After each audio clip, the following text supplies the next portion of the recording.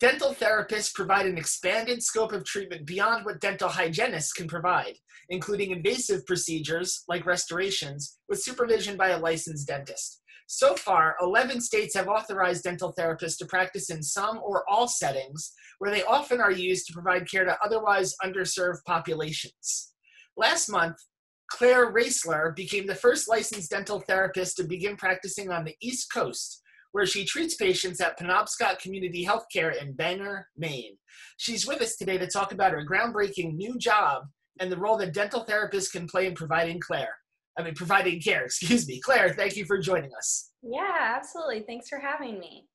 Okay, great. Well, we're glad that you're here because, again, dental therapy is such a new field and so many of our readers are just unfamiliar with what dental therapists do.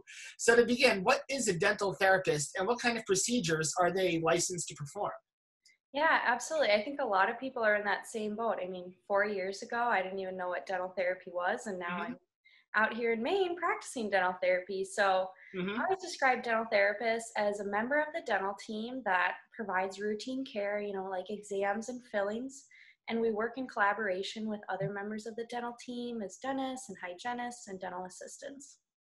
Okay, and when you perform these kinds of procedures such as restorations and fillings, what kind of supervision is necessary for them? Yeah, dental therapists always work in collaboration with a dentist. Sometimes there are situations where dental therapists can even go out and mobile clinics and nursing homes and schools, but it's always in collaboration with a dentist, which I think makes it really unique and awesome because you get to see a lot of collaboration within the workplace.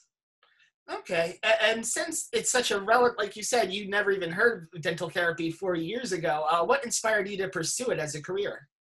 Yeah, I've always been interested in the field of dentistry. I grew up in the rural Midwest, so I always, was open to working in something with public health.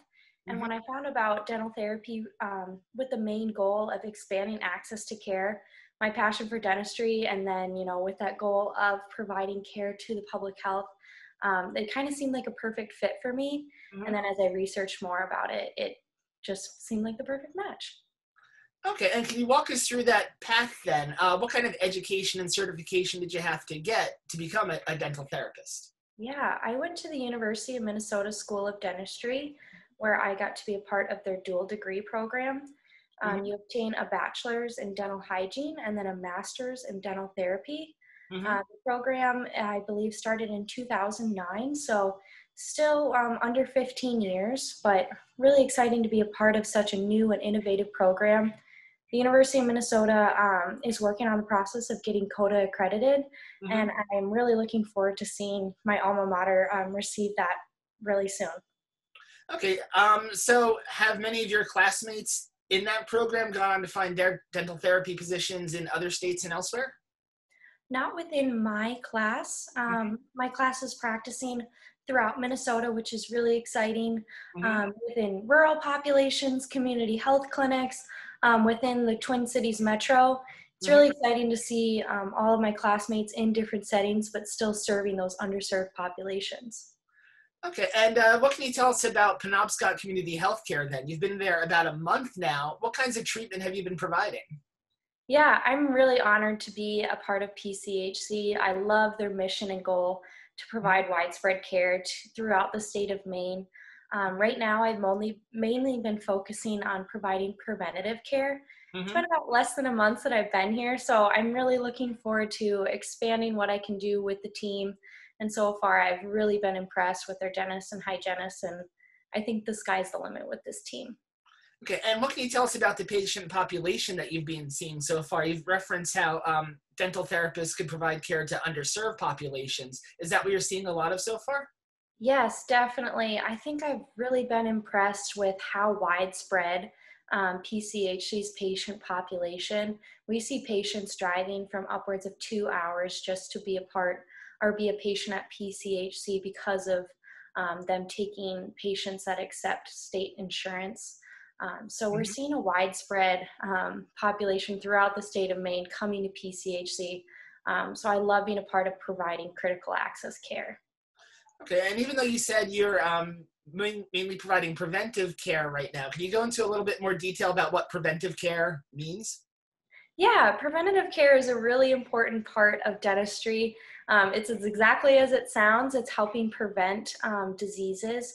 So as a licensed hygienist as well as a licensed dental therapist, I'm able to do preventative care, which is a lot of routine cleanings and then routine exams and whether it's deep cleanings, it's mostly just preventing, trying to prevent the next step, whether it's needing further dental care. And are you seeing any significant problems? Are you seeing, say, prevalence of tooth decay or gum disease or any other significant issues that could be resolved with better preventive care?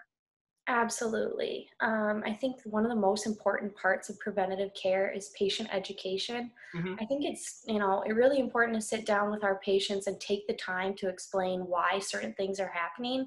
They can come in every twice a year for their Hmm. cleanings and everything like that, but if they don't understand why they're getting a cavity or why they have gum disease, Hmm. it's just going to keep happening. So that's what I think is really important about preventative care is sitting down, taking the time to make sure patients understand what they need to be doing at home to best impact their oral health, which in Hmm. turn, impacts their overall health. Okay, and what do you do when you encounter a patient whose needs are going beyond the kinds of care you could provide? Are there referrals? Are there other dentists on staff who could then step in? Absolutely. So that's the thing about dental therapy. It's all about working in collaboration with the other Mhm. members of the dental team. If something is outside of my scope of practice, then I'm working with the dentist that I work in collaboration with to, best serve the patient. What do they need from there? What direction do we go? They need to be referred to a specialist? Is this Mhm. something that the dentist I work with can take over? So it's all about, communication and collaboration. Okay, and what are the advantages then of having you treat these patients compared to having a dentist on the one end or a hygienist on the other end provide that care?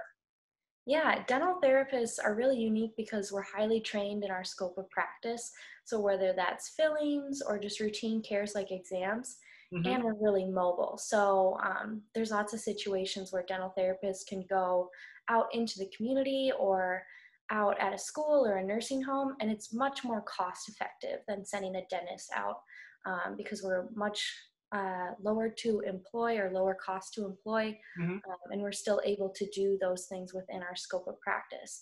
And we're working in collaboration with those dentists and hygienists, like you mentioned, so Hmm. patients are still getting high quality care. Okay, and many people haven't heard of dental therapists or what they're able to do. So when you encounter patients, have they been accepting and positive of the work you're providing? Definitely. I think sometimes, even like you mentioned at the beginning, a lot of people don't know what dental therapy is, and it's just Hmm. sitting down, taking a minute to explain what exactly I'm there to do. Hmm. Similar to a nurse practitioner or a physician's assistant, those were relatively new terms 40, 50 years ago. Hmm. And now you would go in for a routine exam at a hospital, and that's who might be seeing you. So patients have definitely been accepting. I've just, sitting down and explaining what exactly my position does. Okay, and of course, protecting confidentiality. Have there been any particular challenging or unique or rewarding cases that you've seen in the past month so far? I think, just getting to be a part of something so new and exciting in the state of Maine and at PCHC has really been rewarding. Getting to bring dental therapy to the state of Maine and be a part of a team that's so excited and passionate about expanding access to care Hmm. has really been rewarding. And I'm excited to see, what the team and I can do with having a dental therapist at PCHC and in the state of Maine. Okay, and speaking of Maine, according to the National Partnership for Dental Therapy, 15 of Maine's 16 counties have a shortage of dentists. So is the word getting out that you and Penobscot Community Healthcare are providing an alternative? Absolutely. And I think it's exciting, that there is only up from here bringing more dental therapists to the state of Maine to expand the access to care. And hopefully there'll be many other dental therapists in the state of Maine to help out with that too. Okay, and looking ahead, what do you think needs to be done to help expand that access to care, both in rural and other underserved regions in Maine? I think what would be important is educating more dental therapists, Mhm. as well as bringing more education centers to dental therapists. I'm really lucky that I got to go to the University of Minnesota and have a great education there. I think what's key to expanding dental therapy is having more education centers within more states. It's shown that students who are educated in a certain state like to serve that state that they were educated in.